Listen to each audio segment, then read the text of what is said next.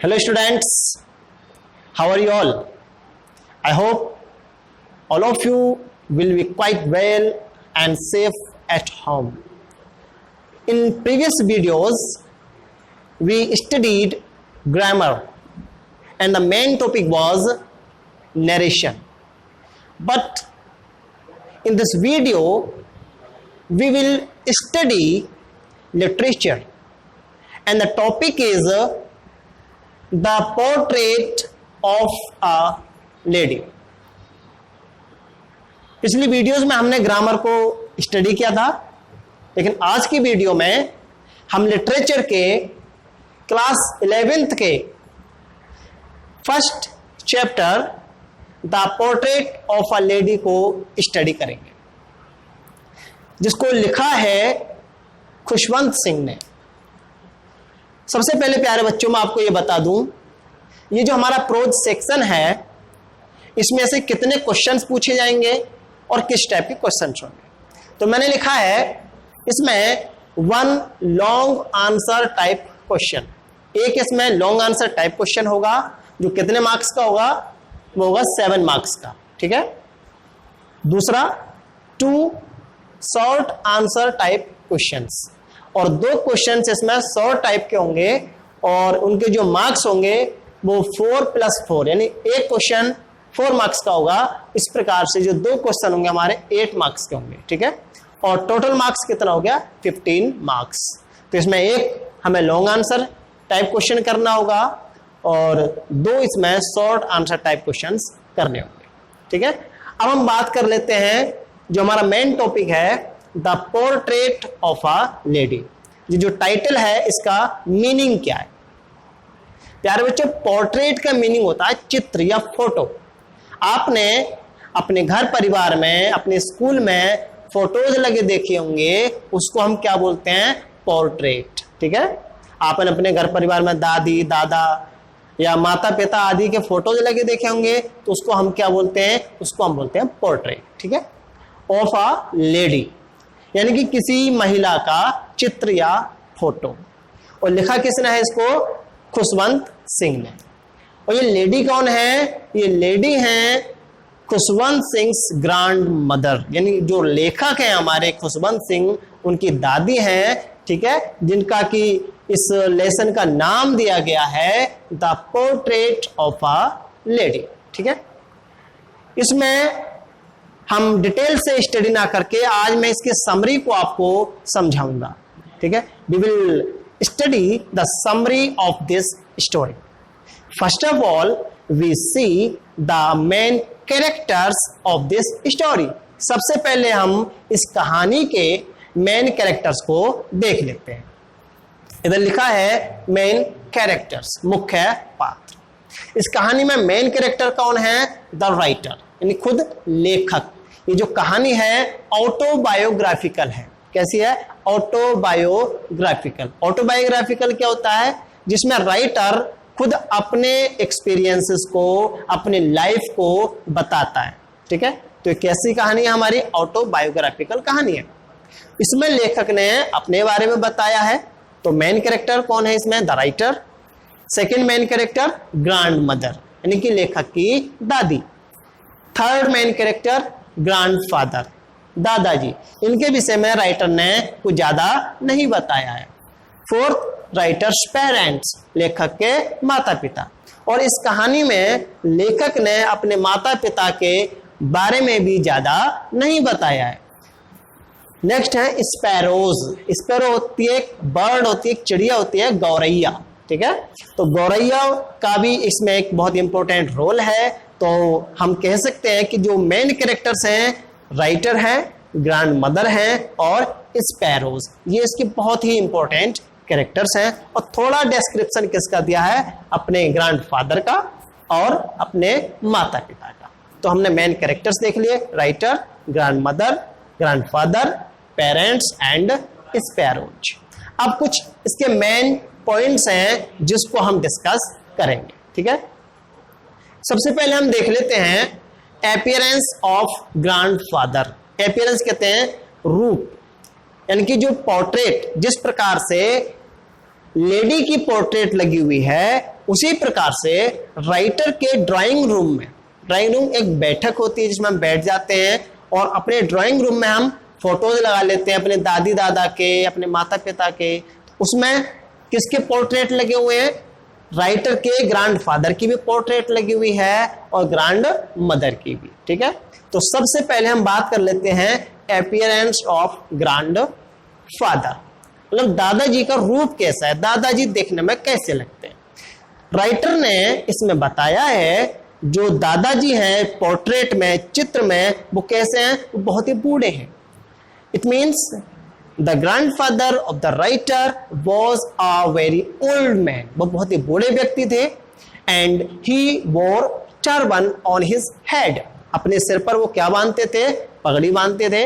मैं आपको ये भी बता दूं, जो हमारे राइटर हैं खुशवंत सिंह, वो सिख थे। ठीक है, सिख धर्म से थे और हम सभी जानते हैं सिखों में सिर पर पगड़ी बांधी जाती है। तो राइटर ने क्या बताया? उनके जो दादाजी थे बहुत बूढ़े थे और वो दिखने में ऐसे लगते थे जैसे कि उनके अनेक ग्रैंड चिल्ड्रन हो, पोते पोतियां हो, यानी बहुत बूढ़े थे वो। और उसके विषय में ये भी बताया है कि उनके दादाजी की सफेद दाढ़ी थी। His grandfather had white beard which covered the chest of his grandfather. उनके सफेद दाढ़ी थी और जो उनके सीने तक आती थी। ठीक है, दादाजी के बारे में क्या बताया? बहुत बूढ़े थे और उनके सफेद दाढ़ी थी और दाढ़ी कहाँ तक थी? उनके सीने तक, और सिर पर वो पगड़ी बांधते थे और दिखने में बहुत बूढ़े लगते थे। ऐसे लगता था जैसे कि उनके अनेक पोते पोतियां हों। तो ये जो बताया था, ये किसके बारे में बताया इन्होंने? ये बताया है अपने दादाजी के बारे में। ठीक है, अब हम बात करते हैं अपीयरेंस ऑफ ग्रैंड मदर। दादी जी देखने में कैसी लगती थी? ठीक है, दादी जी को उन्होंने डिटेल से बताया है। He had described in detail of his grand mother. Grand mother के बारे में क्या बताया? उनकी जो दादी थी वो हाइट में थोड़ी शॉर्ट थी, यानी कि छोटे कद की थी, फैट, मोटी थी। ठीक है, और कैसी थी वो? बैंट, झुकी हुई रहती थी, मतलब बूढ़े होने के नाते मतलब थोड़ी सी झुकी हुई रहती थी। आपने देखा होगा बुजुर्ग व्यक्तियों को, जब उनकी उम्र ज्यादा होती है तो वो सीधा नहीं चल पाते, वो कैसे चलते हैं? वो झुक करके चलते हैं। ठीक है, तो अपने बैलेंस को बनाने के लिए, अपने बॉडी के बैलेंस को बनाने के लिए दादी जी क्या करती थी? वो एक हाथ अपने पीठ पर, अपनी कमर पर रख लेती थी और बुजुर्ग महिला होने के कारण वो कैसे चलती थी? एक अजीब तरह से चलती थी। हम लोग यंग हैं तो हम सीधे चलते हैं, स्ट्रेट चलते हैं। ठीक है, लेकिन दादी जी कैसे चलती थी? अजीब तरह से चलती थी और हाथ पर पीठ रखे हुए होती थी और एक हाथ में वो मोतियों की माला रखती थी। ठीक है, जैसे हम कह सकते हैं इस टाइप से। तो एक हाथ में माला होती थी, एक हाथ पीठ में हुआ करता था और अपनी माला को दिन रात वो जपती रहती थी। तो बूढ़ी थी, मोटी थी, ठीक है, और छोटे कद की थी। और उनके बालों की बात बता दें, जब बूढ़ी थी तो बाल कैसे होंगे बच्चों? वाइट, एकदम वाइट उनके बाल थे और बाल भी उनके थोड़े अनटाइडी रहते थे, यानी बिखरे हुए रहते थे, उनको ठीक से वो कंघी नहीं करती थी। तो दादी कैसी थी? बूढ़ी, छोटे कद की थी, मोटी थी। ठीक है, और एक हाथ उनके हमेशा पीठ पर रहता था अपने बैलेंस बनाने के लिए और एक हाथ से वो प्रार्थना करते हुए अपनी माला को जपती रहती थी। और उनका जो चेहरा था, जो उनका फेस था, वो रिंकल्ड था। रिंकल मतलब झुर्रियोंदार, चेहरे पर क्या थी? उनके झुर्रियां थी। ठीक है, अब हम बात करते हैं daily routine of grand mother and the writer, मतलब दादी का और लेखक का डेली रूटीन क्या था। प्यारे बच्चों, कहानी को आगे बढ़ाते हैं। राइटर के जो पेरेंट्स हैं उन्होंने राइटर को और दादी को गांव में ही छोड़ दिया था और खुद शहर में सेटल होने के लिए चले गए। So the writer lived with his grandmother at home. जो लेखक थे वो किसके साथ रहते थे? वो अपनी दादी के साथ रहते थे। He spent most of his time in the company of his grandmother. वो अधिकांश समय अपनी दादी के साथ ही बिताया करते थे। ठीक है, दादी क्या करती थी? दादी सुबह ही सुबह राइटर को उठाया करती थी और उठाने के बाद उनको नहलाया धुलाया करती थी, स्कूल जाने के लिए तैयार किया करती थी। ये उनका डेली का रूटीन था। क्या क्या करते थे डेली को? दादी जी सुबह ही राइटर को उठाया करती थी, ठीक है, उनको नहलाया करती थी और स्कूल के लिए तैयार किया करती थी। और दोनों ही यानी कि राइटर भी और उनकी दादी माँ भी स्कूल को जाया करते थे। अब स्कूल को दादी तो पढ़ने जाएंगी नहीं, दादी साथ क्यों जाती थी? दादी इसलिए साथ में जाती थी क्योंकि जहां राइटर का स्कूल था वहीं बराबर में मंदिर भी था, तो राइटर वहां पढ़ने जाया करते थे और दादी जी वहां पर अपनी पूजा पाठ प्रार्थना करने के लिए जाया करती थी, ठीक है। और उनका डेली रूटीन में क्या था?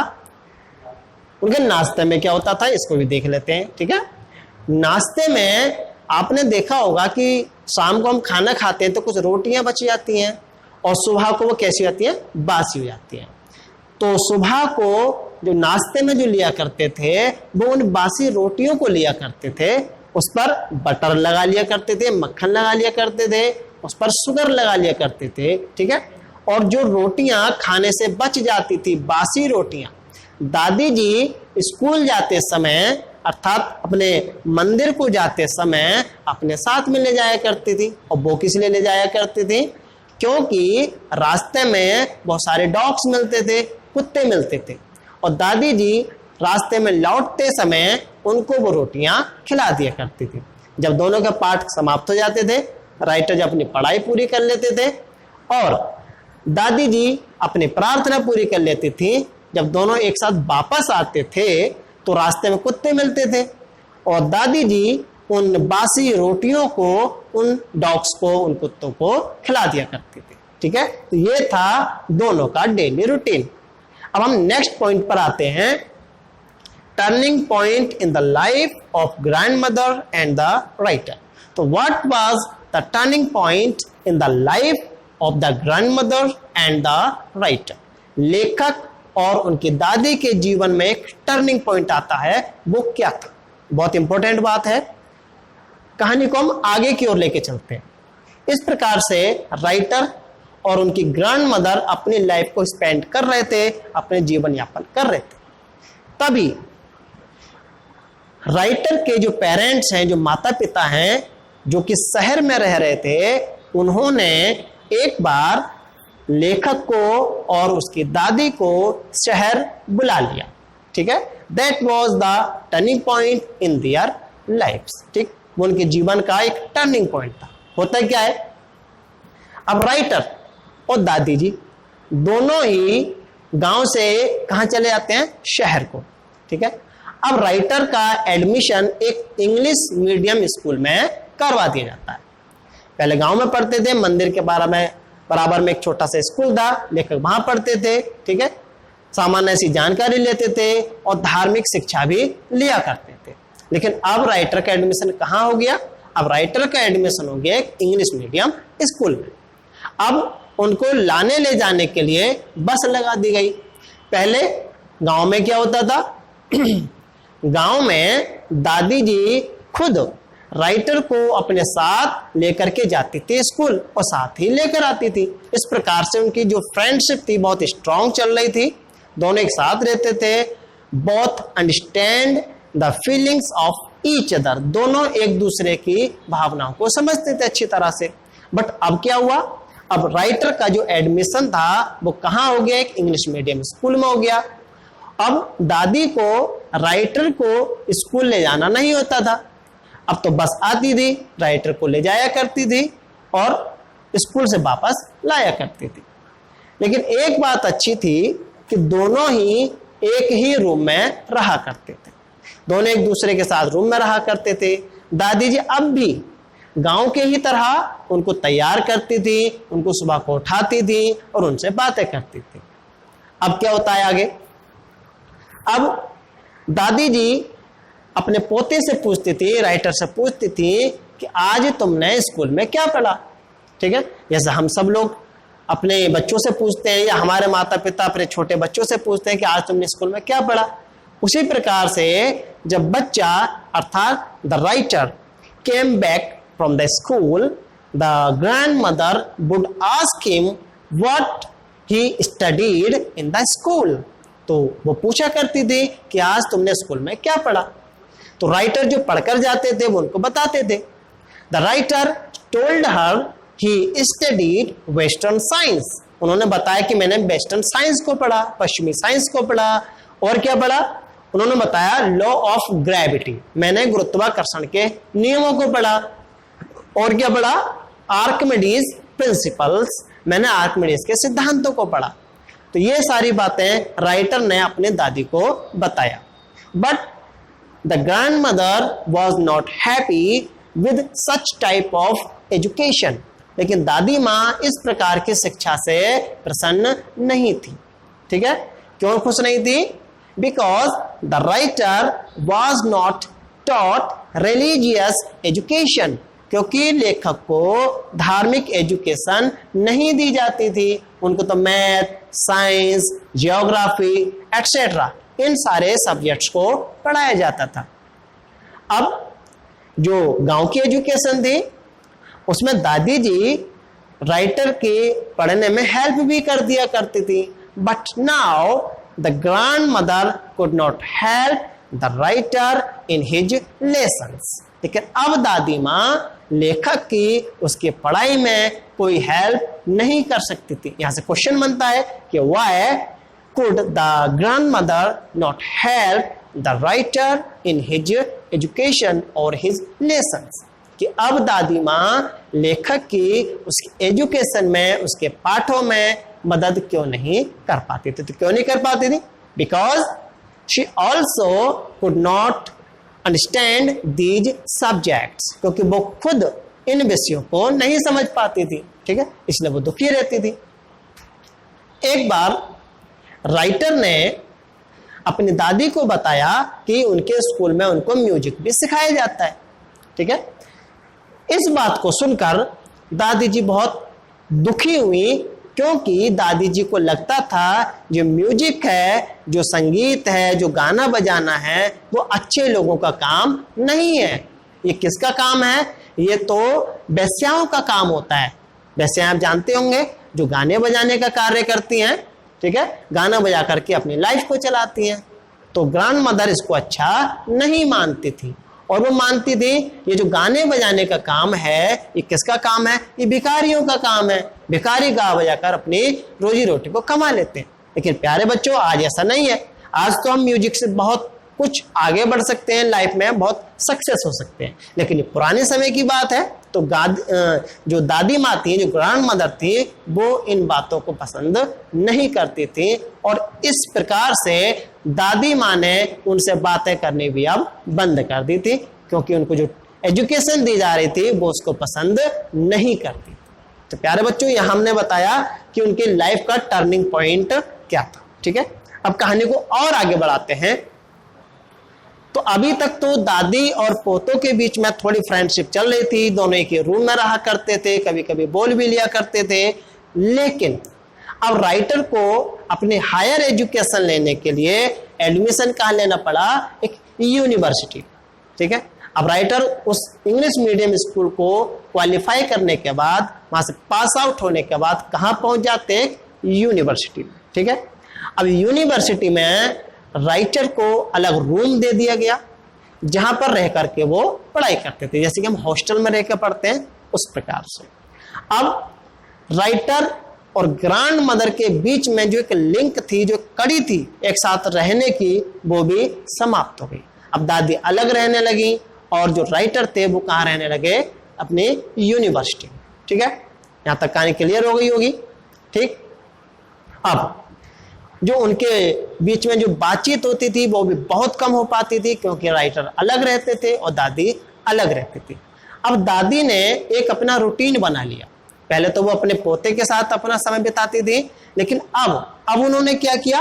अब उन्होंने जो छोटी बर्ड होती है स्पैरो, गौरैया, अब वो अपना जो समय था या तो चरखा चलाने में लगाया करती थी, चरखा चलाती थी, ठीक है, या फिर अपना जो समय बचता था चरखा काटने के बाद वो अपना समय किसके साथ बिताती थी? वो बिताती थी गौरैयों के साथ, स्पैरोज के साथ। हमने लिखा भी है, देखिए, happiest half hour of the day for the grand mother. यहां से भी क्वेश्चन बनता है कि what was the happiest half hour of the day for the grand mother. मतलब दादी के लिए उनके दिन का सबसे सुखद आधा घंटा कौन सा हुआ करता था? तो आधा घंटा वो कौन सा हुआ करता था? वो आधा घंटा होता था जब वो आराम करती थी और गौरैयों को ब्रेड के टुकड़े खिलाया करती थी। ठीक है, तो गौरैया उनके सिर पर आकर बैठ जाया करती थी, उनके हाथों पर बैठ जाया करती थी, उनके कंधों पर बैठ जाया करती थी, और दादी जी गौरैयों के साथ बहुत ही खुश रहा करती थी। तो ये उनके जीवन का, उनके दिन का सबसे सुखद समय हुआ करता था। ठीक है, अब नेक्स्ट पॉइंट क्या है? Returning of the writer from abroad. इससे आगे की ओर हम कहानी को लेकर चलते हैं। जब राइटर ने यूनिवर्सिटी में एजुकेशन ले ली, उसके बाद उन्हें आगे की पढ़ाई के लिए अब्रॉड जाना पड़ा, विदेश जाना पड़ा। दादी जी बहुत बूढ़ी थी। राइटर ये विश्वास नहीं कर सकते थे कि वो 5 साल के लिए जब विदेश को जा रहे हैं तो 5 साल बाद अपनी दादी से दोबारा मिल भी पाएंगे या नहीं। ठीक है, क्योंकि उनको लगता नहीं था कि दादी जी 5 साल तक जीवित रह पाएंगी। उनको लगता था कि शायद दादी जी मुझे अब्रॉड जाने के लिए अनुमति नहीं दें। लेकिन दादी जी ने ऐसा कुछ नहीं किया। उन्होंने चुपचाप अपने सेपरेशन को, अपने वियोग को सहन किया और एक किस के साथ राइटर को उन्होंने माथे पर किस किया, रेलवे स्टेशन तक भी गई और प्रेम पूर्वक राइटर को वहां से विदा किया। लेखक 5 साल तक विदेश में रह करके पढ़ाई करने के बाद जब वापस आते हैं तो यही हमारा नेक्स्ट पॉइंट भी है कि returning of the writer from abroad. जब लेखक 5 साल विदेश में स्टडी करने के बाद वापस लौटते हैं तो दादी जी का बिहेवियर कैसा था? ठीक है, what was the behaviour of the grand mother from returning of the writer from abroad. ठीक है, जब लेखक 5 साल के बाद विदेश से वापस लौट के आते हैं तो दादी जी का व्यवहार कैसा था? तो दादी जी बिल्कुल नॉर्मल थी, बिल्कुल हेल्दी थी, हष्ट-पुष्ट थी। ठीक है, उन्होंने राइटर के 5 साल के बाद विदेश से लौटने के बाद एक प्रकार से खुशी मनाई। उन्होंने पास की महिलाओं को, आस पड़ोस की महिलाओं को इकट्ठा किया, एक पुरानी सी ढोलक ली और जोर जोर से पीट कर उसको गाने गाए, जिस प्रकार से हम किसी योद्धा के युद्ध स्थल से वापस लौटने पर उसका वेलकम करते हैं, उसका स्वागत करते हैं। दादी ने भी ऐसे ही किया। जब उनका पोता 5 साल के बाद विदेश से वापस लौट करके आया तो उन्होंने अपनी आस पड़ोस की महिलाओं के साथ गाना बजाया। ठीक है, ढोलक बजाई, इस प्रकार से खुशी मनाई। राइटर के पेरेंट्स ने उनको मना भी किया कि आप ज्यादातर इसको मत कीजिए, क्योंकि कई घंटे तक दादी माँ ने इसको जारी रखा था। कई घंटे तक ढोलक बजाती रही, गीत गाती रही। उन्होंने उनको मना किया कि ज्यादा देर तक ये ढोलक बजाना है, गाना आपके लिए अच्छा नहीं है। तो उनको उनसे मनाना पड़ा। इस प्रकार से वो गाना बजाना बंद किया गया। अब हम नेक्स्ट पॉइंट की ओर बढ़ते हैं। Behaviour of sparrows on the death of grand mother. मतलब बिहेवियर ऑफ स्पैरोज, जो गौरैया थी, उनका कैसा व्यवहार था on the death of grand mother, दादी माँ की मृत्यु पर। जब 5 साल के बाद राइटर विदेश से लौट करके आते हैं, दादी जी ने खुशियां मनाई थी। ठीक है, वैसे मोस्टली टाइम वो अपने प्रेयर में लगी रहा करती थी, अपनी प्रार्थना जपती रहती थी। लेकिन वो दिन ऐसा था जिन्होंने कुछ समय के लिए अपनी प्रार्थना को रोका था। ठीक है, कुछ समय के बाद क्या होता है, दादी जी बीमार पड़ जाती हैं, उनको फीवर आ जाता है। डॉक्टर ने कहा भी कि हल्का सा बुखार है और ये जल्दी ही ठीक हो जाएगा।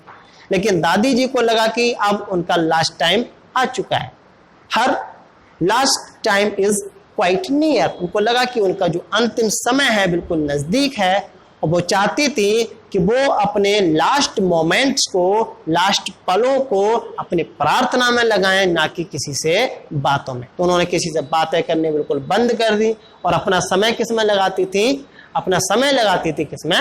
प्रेयर। और कुछ समय के बाद ही दादी जी की डेथ हो जाती है। अब क्या होता है, जब राइटर और उनके पेरेंट्स दादी माँ के फ्यूनरल के लिए उनको तैयार करते हैं, उनकी तैयारी करते हैं अंतिम संस्कार की।